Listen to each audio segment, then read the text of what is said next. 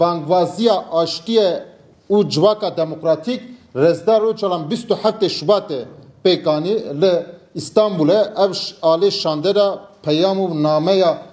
rezdar o çalan hat xandın havcedari heye bi kurayı veren nikaş kirin em nameya rezdar o çalan peyamavi nikaş nakin rev rebaz çava pevajoya çava vereme şandın bari ser milleme eme çava laha parva bikin ber pirsiyarti eme çava helgrin ser milleha eme ve pevajo çava bişopinin eme betir vit işti nikaş bikin e pevajoyun bu şekli ji em ne duri beni serukati ji hazaru nesuru nod siyada hayya ana jibo aştek burumet xabata xad demeşine gelek cara bi yek alibîjî agirbest hatê îlan kirin ji bo ev şerê bi 10 salan berdewam dike biriya aştiyana were çareser bike gelek cara serokatî gav avêtiye gelek kedû xebat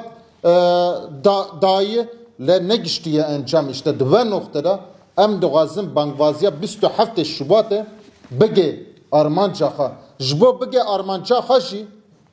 alê me da henek berpirsiyartiye me hene henek kar û xebatê me lazim betir nav gel da were me şandin no Rusyam dişopînin no de hiştem dişopînin pêvajoya Oslo 2009 dişopînin pêvajoya çareseriya demokratîk herî davê neqebat 2013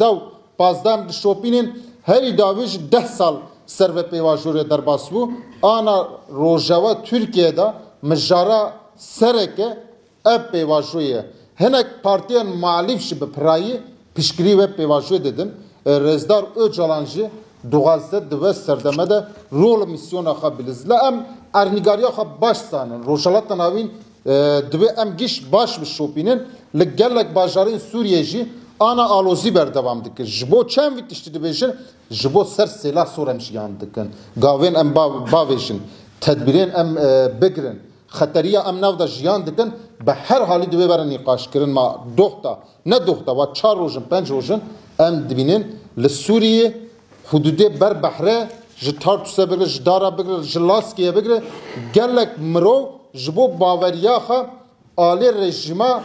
ê demkî Sûriyê te qetil kirin va tişna jem berçavare dikin va tişna jem dişopînin le êdî ernîgariya rojhilata navîn ernîgariya Kurdistanê aştek burumet dixwaze aştek mayinde dixwaze ji bo ve jî karê me giran e berpirsiyartiya me giran e li dema vî barî em hemî vek gel vek rêveberiyên partî vek saziyên ve tevgera